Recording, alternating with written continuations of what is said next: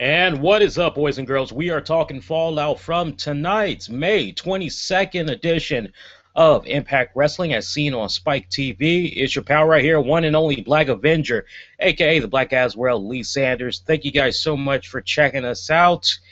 Man, when I think about Impact Wrestling tonight, let's be honest, guys. Even you hardcore TNA fans out there, let's all be for real now. We got to call it how it really is. Tonight's episode was a little bit dragging, although there was a couple of bright spots. We'll definitely talk about that in just a little bit. Hey, I definitely want to get you guys part of this episode that's checking us out live right now. And hey, for those of you that's going to be watching this after the fact, I definitely want to hear from you if you had saw tonight's episode of Impact Wrestling. So you can interact with us a number of ways. Post those comments down below. You can also interact with me on Twitter at the RCWR Show. Also, Facebook at Infinity One Productions. This episode is being sponsored in part by good friends at Big Sky Wrestling. Oh, excuse me, folks. A little bit of water there doesn't help. Let's try that again. This episode is being sponsored in part by good friends over at Big Sky Wrestling, where there is no limit when it comes to all things wrestling, entertainment, comedy. Give them a follow, BigSkyWrestling.com. You can also check them out on Twitter and Facebook at same name, Big Sky Wrestling. Check them out. I want to definitely take the time out to thank them for sponsoring us past several weeks as, hey, I look forward to the future. Hopefully we can continue to do business with them again. Be pretty awesome, but we do appreciate them for sponsoring our episodes past several weeks. I think they had kicked in like right before WrestleMania 30 is when they began sponsoring us. Yeah, man, with regards to Impact Wrestling, I mean, my God, man, it just really felt like it was kind of dragging in some areas. I mean, look, let's talk about the good stuff first, and then we'll definitely go over the entire card for tonight's episode. We'll mix it up, put a little bit of TNA wrestling news in there. We'll also give you guys some quick programming notes and let you know how you can check out a exclusive interview that I had conducted with somebody that granted us the interview. It was their first interview since they had walked away from a certain wrestling promotion. I'll give you the details on that in the later part of the show. Let's have at it. Let's go right to it. I like how Impact Wrestling had kicked off as MVP. He does the heel thing just so damn well. If you've been following his career really since he had came up in the WWE, then you know just how damn good he really is. It's really been nice the past couple of weeks seeing him do what he does best, which is basically work that mic, work that crowd. Did it really well tonight in explaining how his stable, which consists of Kingston and I say Kingston, no, Kenny Kingston, and the boss, Bobby Lashley, pretty much had explained how it all had came about. Remember that exhibition match that had went down with Kenny King? And I said Kenny Kingston. I got my guys mixed up. I'm thinking of freaking Kofi Kingston for some reason. I don't know why I got my guys mixed up tonight. And no, it's not because all black people look the same, okay? But no, seriously, let's get back to a point here. MVP was talking about how he had an exhibition match with Kenny King a couple of weeks ago. Kenny King revealed that that was nothing but a decoy. It was to just basically throw the folks off and everything. Apparently, MVP, with regards to Bobby Lashley, he had actually been negotiating with him for quite some time now, and only now do these guys really show their true colors, if you will.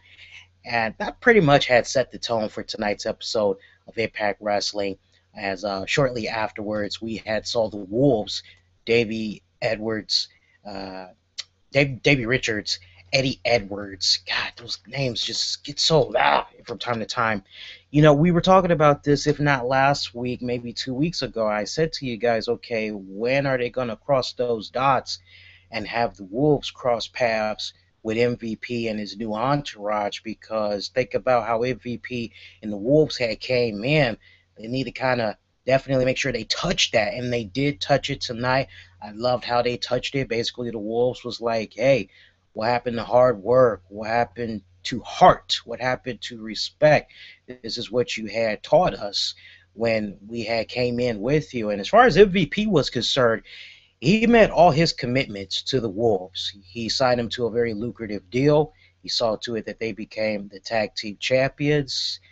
He met all his obligations. As far as he was concerned, the reason why he didn't reveal his whole master plan to them was because he knew that they didn't have it in them, that they couldn't dig down deep to use the type of tactics that he's been using basically all this time to be in a position where not only does he have power, money, not really respect, but he's in a position where, hey, if everything comes out right, come the Slammiversary pay-per-view event, he could be the TNA World Champion on top of all of that.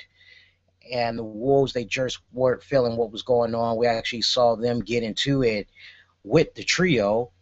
Of course, the trio having a little bit of the upper hand for a slight moment there.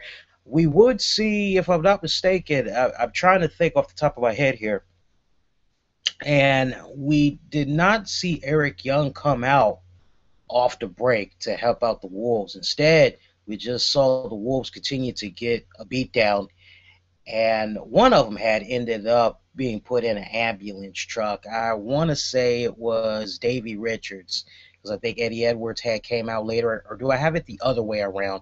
Because I know later on we had saw one of the Wolves take on Kenny King in an impromptu match, and I want to say that was Eddie Edwards that had did that match against Kenny King. I'll talk a little bit more about that later part of the show.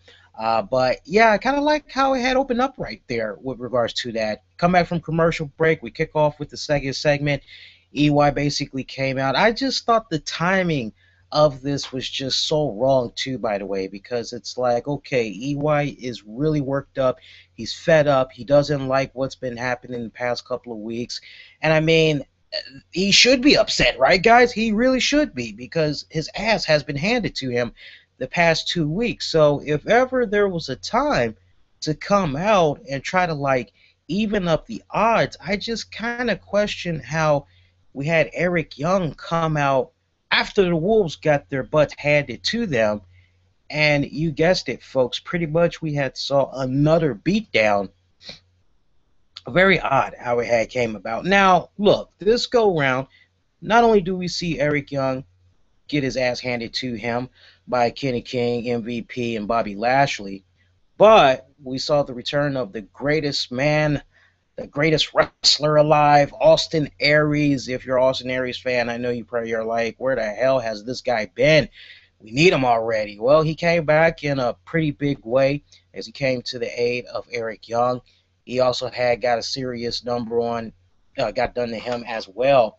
But MVP afterwards, he had informed Austin Aries that he was going to be having a match against, yeah, that's right, we told you earlier, it was going to be against none other than, I'm actually kind of drawing a blank. Who did Austin Aries take on? I believe it was MVP. Yeah, Austin Aries had challenged MVP to another match, and if you guys recall, last time these two guys had collided, MVP had actually owned him. So MVP told Austin Aries straight up, hey, if you want to get your ass handed to you again, yeah, sure. I beat you once, I'll beat you again. Let's do it. Yeah, I'll see you later on in the night.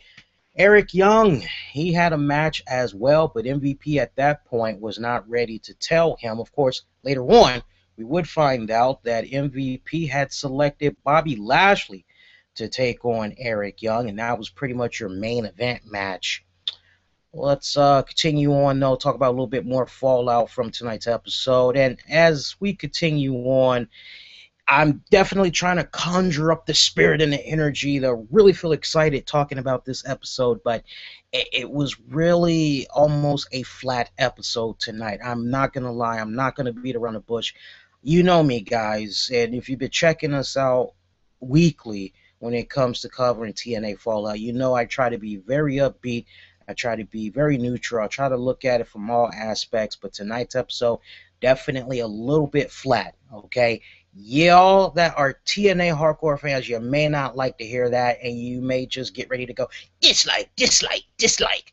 Save all that, okay? Save it. If you disagree with me, let your voices be heard. Post your comments down below. You know, maybe I can kind of see it from your standpoint is all I'm saying.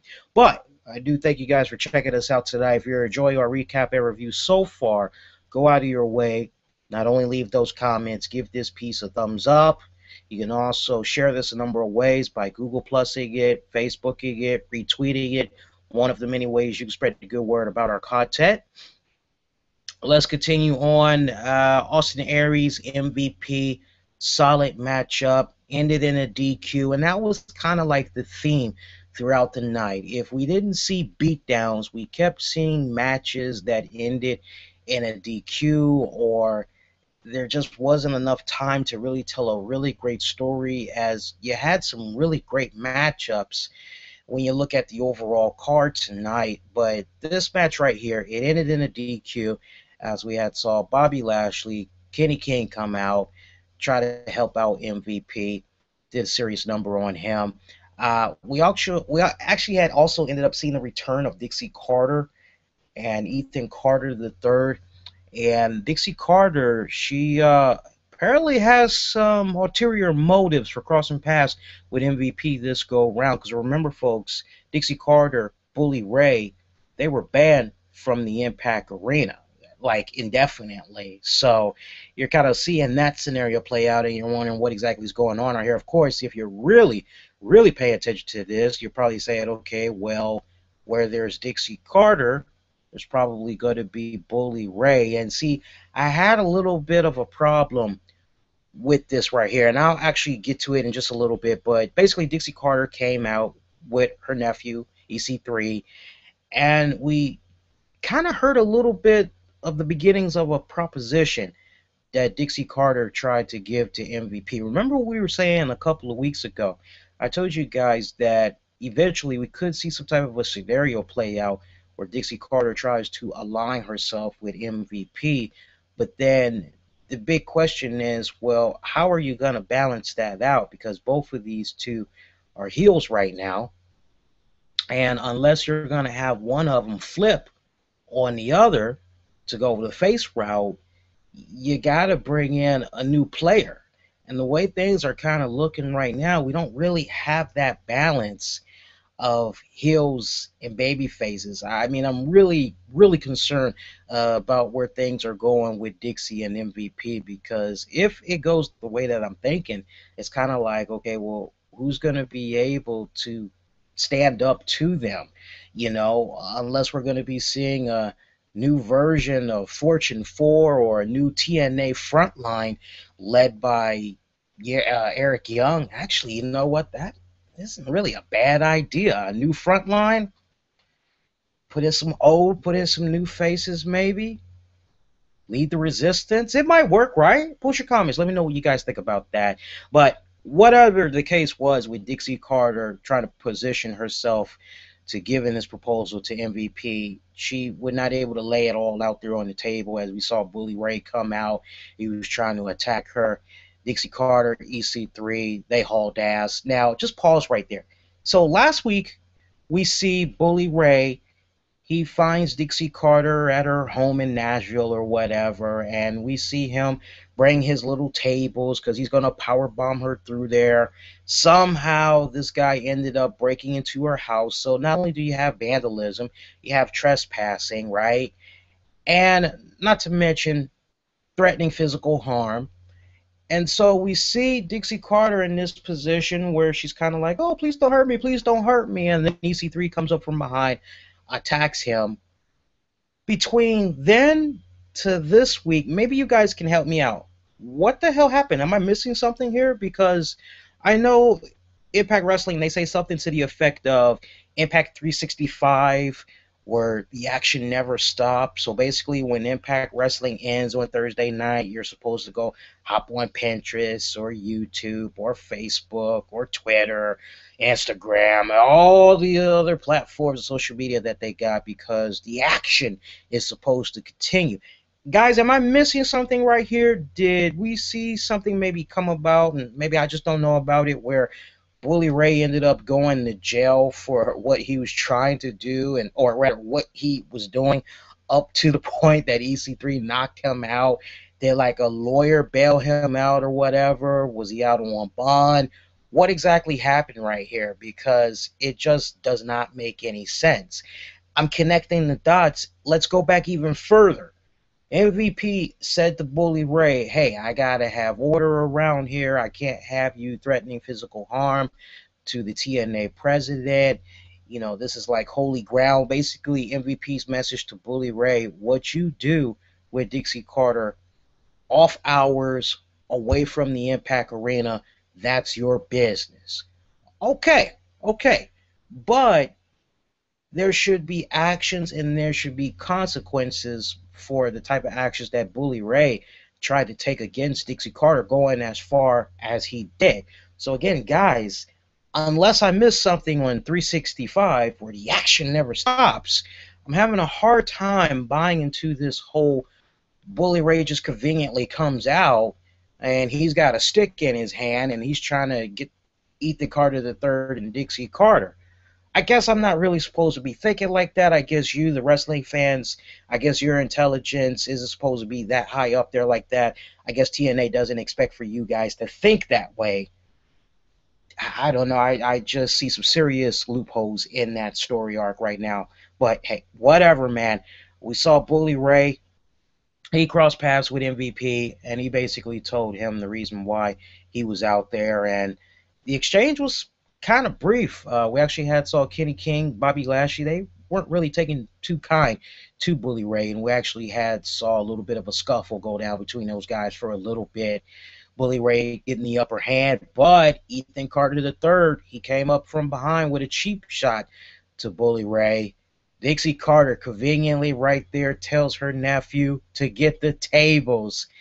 And folks, yeah, EC3 managed to put Bully Ray through a wooden table. It was a great little spot that we saw right there. Honestly, I like what's going on with EC3, Bully Ray. It's kind of nice how these two characters are kind of intertwining and everything. I'm feeling it. I just don't like some of the loopholes that's going on right now in this particular angle. While we're talking about angles, remember a couple of weeks ago I had told you guys how when it came to the TNA Sacrifice pay-per-view, after we saw Mr. Anderson win that committed match against Samuel Shaw, that we were probably going to see Samuel Shaw be taken off TV for a few weeks. Maybe they show some type of vignettes, doctors seeing whether or not he'd be up to par mentally to be released and all that. Remember, I gave y'all my own little unique spin to it and everything. And remember when we first saw Gunner with Samuel Shaw, I think it was like maybe last week or week before that. I know probably a lot of you guys were like, what the hell? And remember what I said back then. I say, they're probably going to go that route where Gunner's going to say, hey, look, I was in the military, pretty much saw a lot of my friends die, and it really just messed me up in the head what all was happening with the war. I was actually in a place like this for a little bit, had friends that went to places like this. So Samuel Shaw, I know where you're coming from. And that's exactly what we saw tonight. I mean, they didn't just put it all out there like that, but it pretty much went that route, as Gunner had shared with Samuel Shaw. A little bit of war stories, friends, pretty much similar to what we just had talked about. So there's that connection right there where Samuel Shaw is now in a position where he's trying to learn how to respect Gunner. That's a very interesting story arc. I'm definitely on board for that. I want to see this out, and I hope that TNA Creative really takes their time with that story arc, because I think they really have something genuine right there, golden rather, that can just pay off big dividends if they do it right. We saw Angelina Love issue a Knockouts challenge. However, this wasn't your ordinary Knockouts challenge. This was a type of challenge where you could take on Angelina Love for her Knockouts championship, but you had to have not been a Knockouts champion. So basically, this was a challenge to the newbies.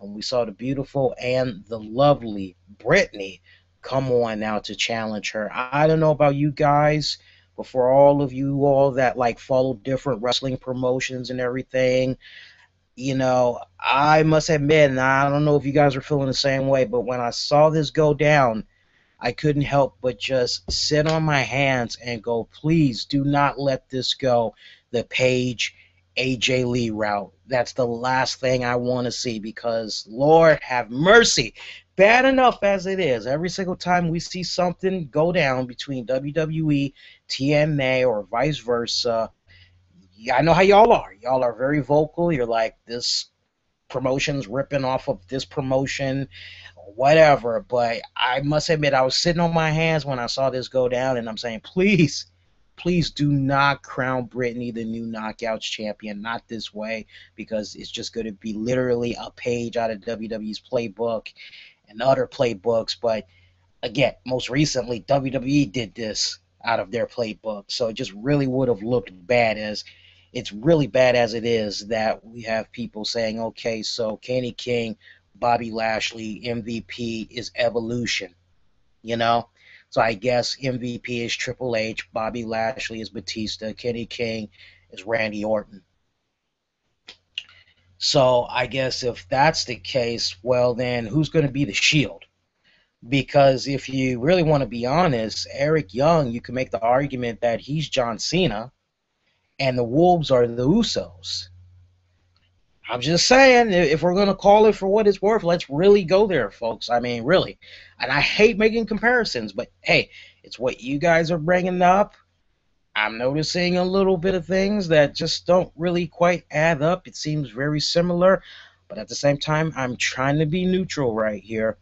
But yeah, we saw that pretty much go down. Brittany did not end up becoming the Knockouts champion, thank God, as we had saw Velvet Sky cause a little bit of a distraction to the referee Stiffer. I guess that's his name, Stiffer. He was definitely stiffed after seeing some of the moves that Velvet Sky was doing on the apron, as we had saw Angelina Love win by a dirty tactic. I think she won by Botox injection, and then they smeared the hell out of Britney's face with lipstick and all that great spot right there. Yo Kim had actually came out and was just handing a big fat cat a whoop ass on both of those girls. No doubt we're probably going to be seeing maybe some type of a tag team match get announced maybe as early as next week or the week before. I'm definitely down for that. It was pretty much, though, your one and only Knockouts match for the night. Let's continue on. Magnus, he took on Willow in a Falls Count Anywhere match. I don't know about you guys, but for me, I was actually pretty excited for this match. I thought this match had a lot of great potential to be good. I thought this was going to be the show stealer of the night, but it had a couple of bright spots, but here's where I'm having a problem. The whole psychology of Magnus right now. So Magnus, let me see if I just understand this straight, because it's been a couple of weeks now, so I can definitely go more in depth on this, as I didn't want to jump on it at the beginning. So let me see if I got this right. When Magnus was about to become the TNA champion, he had that whole match against who was it that Magnus had took on to become the TNA champion? I know he faced AJ Styles to become the undisputed TNA champion. I want to say it was Jeff Jarrett Jeff Hardy that Magnus had took on in that one match. Remember, there was like 3 stages, and at the end there was a ladder that was on top of the stage ramp and all that. Basically, the point I'm making is Magnus dug down deep. He won dirty. He did it the nasty way. And we pretty much had saw Magnus be in this position once he became the TNA champion, where by any means necessary, he retained his championship. If he had to do it ugly, he did it ugly. If he had to use a foreign object, if he had to manipulate other people, Magnus did what he did. So this is what I don't really quite understand right now. Why all of a sudden is Magnus having a second change of heart? I don't get that. I'm having a really hard time connecting the dots right here. So we got this Bram guy that's basically saying to Magnus, you've gotten soft. You're not the same guy that you used to be. America has altered you. And he's trying to toughen him up and everything. I'm having a hard time processing it, because to see Magnus be in the position that he was in against Willow at one point, where Braun gives him a metal weapon or whatever. I guess it was a piece from the turnbuckle from a couple of weeks ago or whatever. And Braun is like, here, mess up Willow with it. Go to town with him. So we see Magnus hit Willow in the stomach with it. He was in an opportunity where he just could have went belligerent on Willow, but he didn't. And Jeff Hardy comes right back, wins with the twist of fate, and that's pretty much it. Jeff Hardy slash Willow gets the victory, right? But again, I kind of got to go back to the whole Magnus thing. It's like Magnus did everything he could by any means necessary to be the top guy. So I'm just really kind of having a hard time understanding why the 180 so sudden. It's like a serious 180 at that, you know? And TNA, they need to connect the dots with this. They need to clean it up. I said this last week, and I'll say it one more time. I truly believe in my heart of hearts that if TNA really wants to make sense out of what's going on with Braun and Magnus, some of you guys may like this too. I think they need to get Mickie James involved. All right. Now, some of you guys may be like, huh? Mickie James? Well, Mickie James is pregnant, for those of you that might have missed it, and Magnus is the baby daddy. Yeah. So for me, I'm just picturing a really nice story arc plan now where if TNA does it right, maybe they can kind of bring that up without necessarily bringing Mickie James into the picture, although it would be nice if Mickie James could maybe come back for like one night only just to help out with that story arc, depending on how she had left with TNA. And I'm led to the impression she did leave TNA on good terms, right? But we really don't need her. Okay, it's really not necessary. If you wanna go that extra mile, bring her into the story arc, go for it. But I don't really think it's necessary. If they could just mention her without mentioning her, basically have Braun say, I know what the real problem is with you, why you're acting the way that you're doing, why you're acting the way that you are now, and that's because not only has America made you soft, but that woman that you're with has made you soft. I just think they kind of need to go there. They kind of need to put a little bit of realism in there, at least make it kind of come off that way to explain why Magnus has kind of done this 180 and he's now conflicted. What do you guys think? Post your comments below and sound off on that. It is hot over here. I should have turned my ceiling fan on. That's why I keep fumbling with tonight's broadcast, because it's like really hot over here right now. So hopefully you guys have been able to enjoy this recap and review so far. But yeah, next go round, man, I gotta make sure I turn the ceiling fan on. Hopefully it doesn't have any echoes. That's just my whole thing, because I wasn't sure if you all would be hearing echoes while the fan is on, but I'll test it out next go around. Let's talk a little bit more. Only about maybe a couple more matches left from what I'm able to see. We saw an improp match between Eddie Edwards, Kenny King. I believe Brian Hebner was involved in this, but somehow he got taken out of the equation, and pretty much there was no referee for this match as these two guys just continued to beat the holy hell out of one another. We had pretty much saw this encounter end with Kenny King doing one sweet snap suplex to Eddie Edwards by the stage ramp area, and he pretty much was like, say hello to your tag partner for me as you're going to be laying in a hospital bed next to him. That was pretty much, it was a great sweet spot right there. We saw Mr. Anderson, James Storm. Apparently they met up at a bar, and Anderson was like, hey, can I challenge you to a game of pool? And James Storm was like, I'd probably would take the pool stick and whack you over it. And like, it was so funny because Mr. Anderson just kept trying to come up with like different games to play with James Storm, and ultimately it came down to drinking the most beer. All right.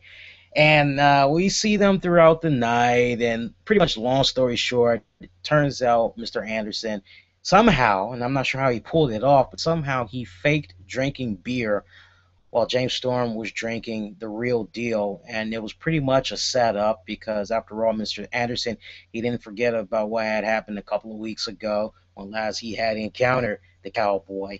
and he just pretty much beat the crap out of him right there in the bar. A drunk James Storm getting his ass whooped. I'm sure when James Storm gets sober and everything, I'm sure he's going to be coming back for a little bit of revenge. But it was a really, really great spot right there. Mr. Anderson, he has his moments where he is like really, really funny. And I must say, that was a very enjoyable segment. I enjoyed that segment more than when we had saw that whole little ridiculous Aces and Eights funeral led by Mr. Anderson. I had a hard time really buying into that. I know they were trying to go the humor route with that, but I had a really hard time processing that little silly segment. We pretty much covered everything except for the main event match. Eric Young, Bobby Lashley. Now, you hardcore veteran TNA wrestling fans, you know that this wasn't the first time that Bobby Lashley and EY had locked it up. Man, you can go do your research on YouTube Daily Motion. These guys met just a couple of times, and just it wasn't even a handful of times. Now that I actually think about it, but I think this might have been like their third or fourth encounter that they met and everything. This was actually a pretty good match. Enjoyed it, but you know what? Before I could really, really sink my teeth into it, what happens? Interference. I've never seen so much damn interference before in my life in like one freaking episode, man. I must admit. But you know what? I will give TNA a little bit of credit. They're trying to mix it up.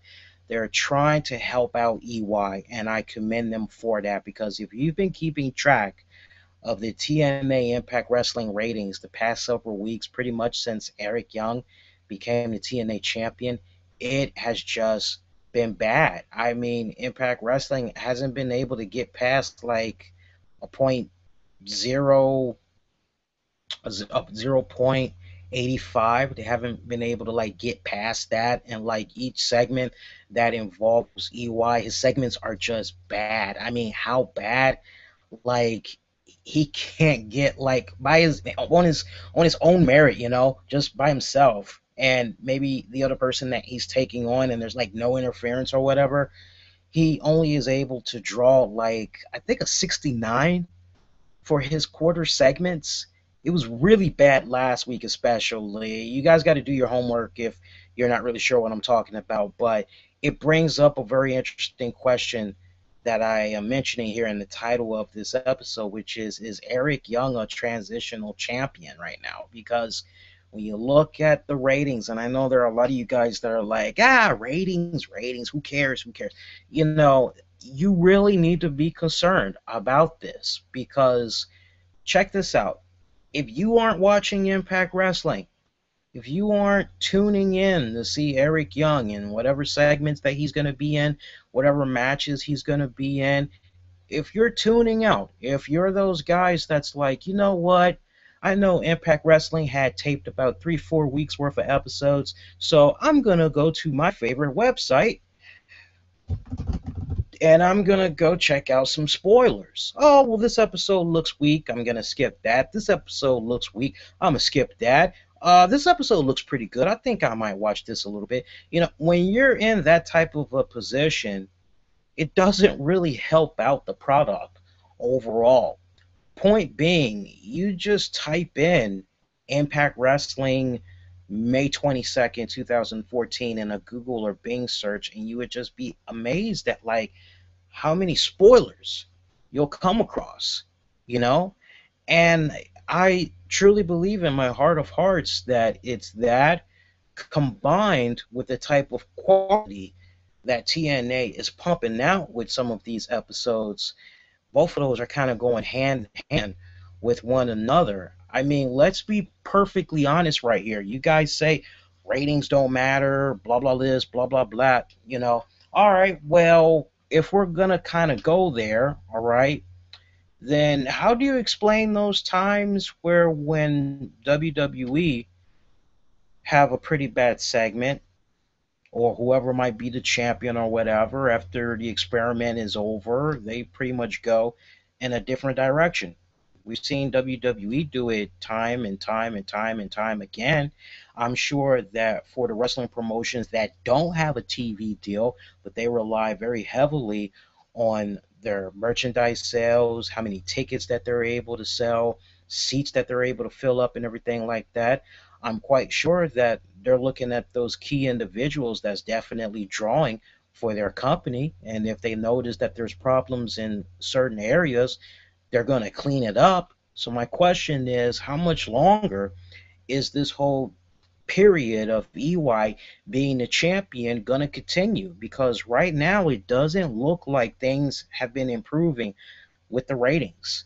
And we've had people that have tried to come up with all types of excuses to justify why the ratings are the way that they are. Well, the NFL draft had came up. Well, there was the NBA draft. Well, President Obama had a speech. Well, there was an earthquake, so all the news had kicked in, and we weren't able to get back to our regularly scheduled programming. I mean, those are just excuses. We told you guys a couple of weeks ago on our radio version of the RCWR show, what all was coming about over the past like 4 years with regards to the ratings for April in Impact Wrestling. I think we looked at it from like 2010 to like now, and it was like a before draft and how they did the week of a draft or whatever like that, and they actually did pretty damn good the week of those drafts. So I mean, either way you cut it, there's like really no excuses. I think EY has a really great career ahead of him as a Hollywood actor, not to the point that maybe he might be the next Jason Statham or anything like that, but like I think his career as far as hosting shows go, he's got his niche to the point he's hosting all week long different type of shows on Animal Planet. Check your local listings for that. But I think we're probably going to be seeing this experiment come to an end, if not before the Slammiversary pay-per-view. Honestly, folks, I think we very well, for sure, might get a new TNA champion, and his name will be MVP. I just think the sooner they just pull the trigger on this already, the better. Nothing against EY. I love the guy, love him tremendously. I would think, though, with the Spike TV executives, and they have a hand, they will tell TNA Wrestling, look, we want you guys to do this. Or, hey, instead of this, why don't you guys do that? They take orders. Why do you think we've seen Rampage Jackson, King Mojo Jojo, and a couple other people come into the TNA promotion? You know what I'm saying? Speaking of which, we're talking about TNA wrestling related news. And for those of you that's like, but wait a minute, Lee, what happened to EY and Bobby Lashley? Interference again. Okay. EY got his ass whooped. That was pretty much it. It was just one big old clusterfuck episode of hit and run, numbers game, DQs. I just really wasn't feeling that. It was just overkill for me. Really, it was overkill. I can't even tell you guys like what was the best match of the night, because there really wasn't a that was a damn good match, like from start to finish, because there was some type of weird crap going on. If I were to give one honorable mention, I would go with the Willow Magnus. Had the greatest potential in the world, had some great spots in it. I will also say MVP versus Austin Aries, but again, it was just overkill in the way that the finishes came about. But getting back on track, we were talking about TNA wrestling news and all that. We were just talking about EY. He's doing his whole Animal Planet thing and all that. Where else can we continue from that? Because I was getting ready to make up a very valid point. The Bellator thing. You guys know this past weekend, Dixie Carter, she just kept Bellator, Bellator, Bellator, Bellator, Bellator. Well, take this with a grain of salt, but apparently there's a little bit, how can I put this? Dixie Carter has an ulterior motive, if you will, for being so Bellator, Bellator, Bellator. As you guys know, the way things are looking right now, Impact Wrestling isn't going to be going back to Universal Studios anytime soon. And it said that once again, TNA Wrestling is looking for a permanent venue where they can do their shows. No doubt it would save on cost dramatically instead of always going on the road, going to these different venues and all that. I mean, hell, one advantage that they have currently right now is whatever venue they rent, they can pretty much tape weeks and weeks worth of episodes. But think about this, folks. Think about if TNA Wrestling were to get their own venue, they could come there every single week. They could do that bad boy live, or they could continue to do live episode, tape a couple of weeks worth of episodes. They could do whatever they want to do. But to be able to have their own venue again and actually have real wrestling fans that would pay to go see them instead of, hey, honey, it's hot.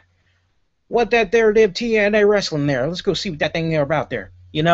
So I'm hearing rumblings that TNA wrestling is trying to work with Bellator to basically form an alliance together, find a venue. Now, of course, Bellator, they're out in California. So the $1 million question, would TNA be willing to move its operations all the way to California? Highly unlikely, but I wouldn't rule it out. You never know. There's that 1% that could just be enough to make it go down. But once again, Dixie Carter, TNA Wrestling, they have their ulterior motives for doing this whole Bellator, promoting the hell out of them and everything, because it might be a beneficial relationship that two of these promotions may have. But on the flip side to that, folks, if these guys were to team up, split the cost of the same venue, unfortunately, you're going to be seeing a lot more Bellator MMA fighters cross the line, literally. I like how I used TNA's slogan right there. They're going to be crossing the line for TNA wrestling, and I know there are a lot of you guys that don't really like the two mixing like that. We've seen experiments in the past where it just hasn't really worked out that well, you know. And it turns out this week marks the 2nd-year anniversary that King Mojo Jojo, King Mo Lao, has signed with TNA Wrestling. Yeah, how's that been working out for TNA Wrestling? I love it. I just love it. Other TNA Wrestling related news. Brittany, she has a birthday today. I believe she's 26 years old. If you want to hit her up with a birthday wish, you can still do so before the night is over. All right, so look her up. All right. What other wrestling news can I tell you guys? Yours truly, I actually got featured on the TNA Insider website as I had did a special recap of the AJ Styles shoot interview that he conducted with RF Video. If you have not checked out my review for it, we'll post a link somewhere here, or you can go to tnainsider.com and you can check out the highlights. We'll also provide that link for you guys to check out in the episode description here. All right. Also, other TNA wrestling related news, I think it's pretty much been quiet, man. Well, one thing kind of jumped out there at me. Vince Russo, he recently did a fan Q&A on Twitter right after Raw had went off the air.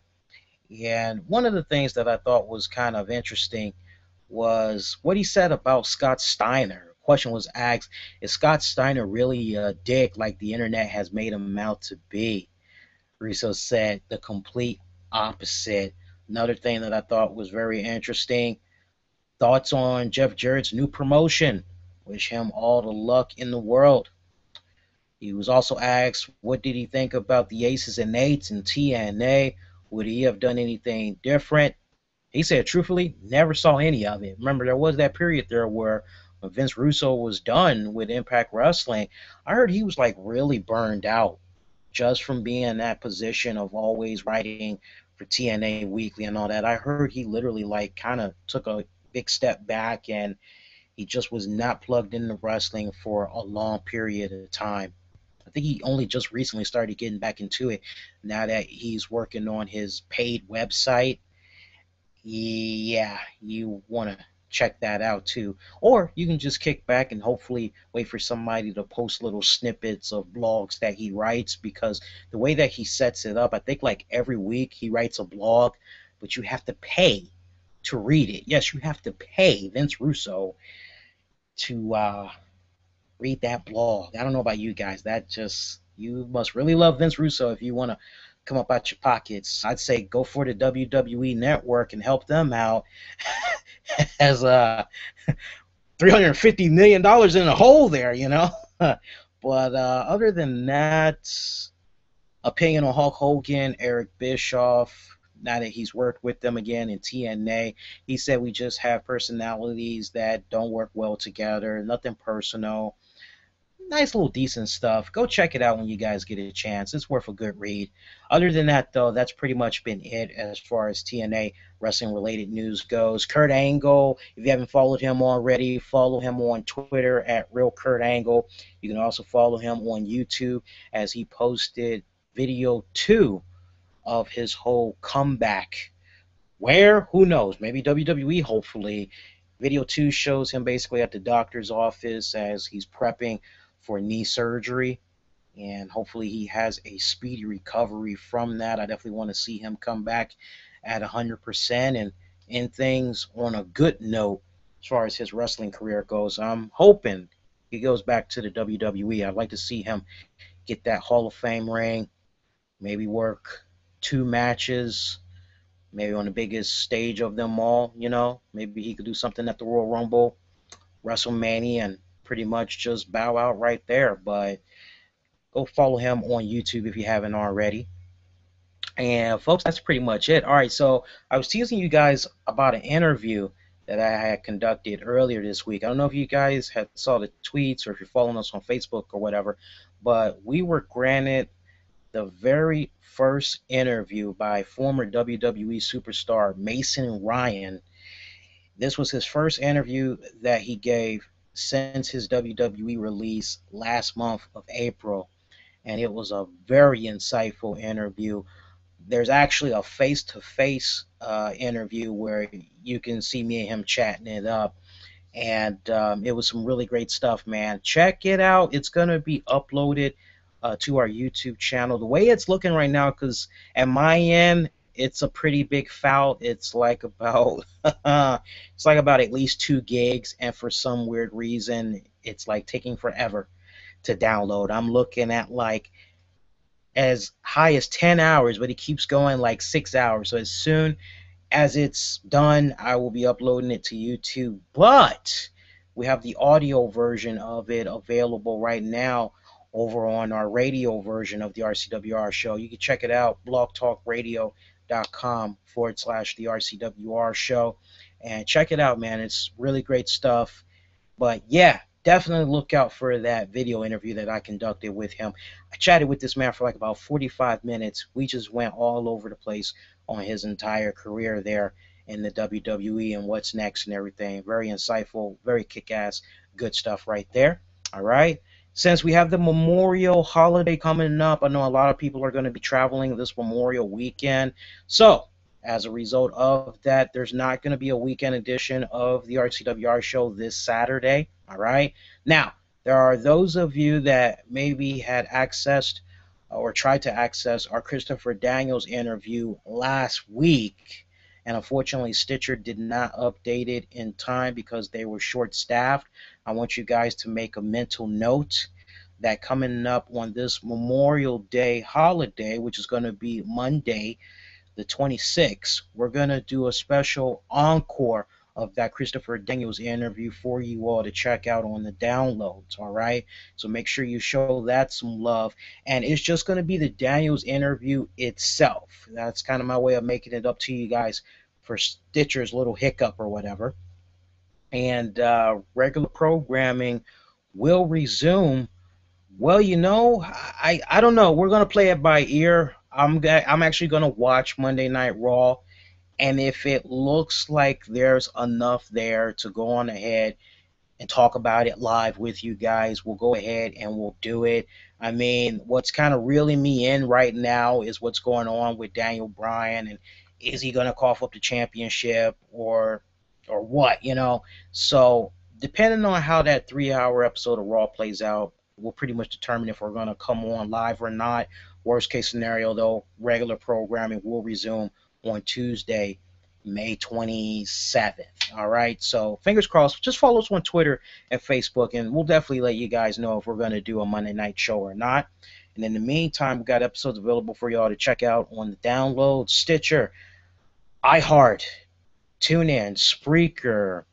My God, man, we're like everywhere. SoundCloud. Use the keywords the RCWR show. All right. And once again, if you enjoyed our recap and review, give us a follow. All right. Love to have you subscribe to us so that you never miss out on all the great content that we do for you guys here on a weekly basis. Make sure you retweet this, Facebook it, Google Plus it, as is one of the many ways you can spread the good word about our content. For those of you that I will not be hearing from, hey, hope you have a very safe and happy Memorial Day holiday, and I'll see you next go around. Be safe, be kind to one another, everybody. Take care.